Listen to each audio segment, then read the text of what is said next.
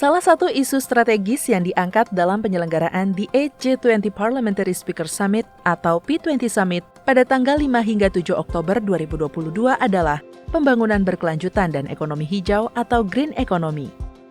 Konsep ekonomi hijau bukan menggantikan pembangunan berkelanjutan, namun fokus baru dalam kegiatan perekonomian, investasi, infrastruktur, dan modal, serta penyelenggaraan lapangan kerja.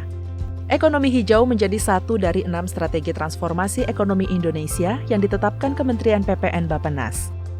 Indonesia bahkan telah memiliki Indeks Ekonomi Hijau Indonesia untuk menghitung skor Indonesia dalam transformasi ekonomi menuju ekonomi hijau, yaitu pilar ekonomi, pilar sosial, pilar lingkungan. DPR RI sebagai salah satu lembaga negara turut menyukseskan ekonomi hijau.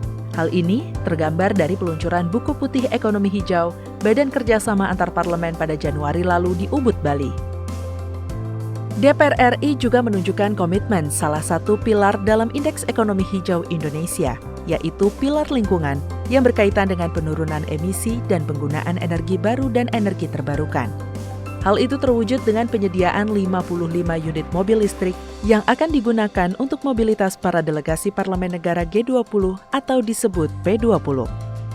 Pengisian daya mobil listrik tersebut juga mewujudkan komitmen DPR RI menggunakan energi baru dan energi terbarukan, yaitu listrik dari panel surya. Adapun panel surya tersebut sudah terpasang cukup lama di Taman Energi Komplek Parlemen dan mampu memenuhi 25% kebutuhan listrik di gedung DPR RI. Ketua DPR RI Dr. Honoris Causa Puan Maharani didampingi Wakil Ketua DPR RI Rahmat Gobel sempat mencoba atau menjajal mobil listrik untuk mobilitas para delegasi P20.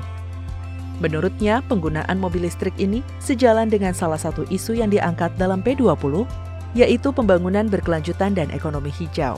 DPR RI ingin menunjukkan komitmen dalam mengurangi emisi.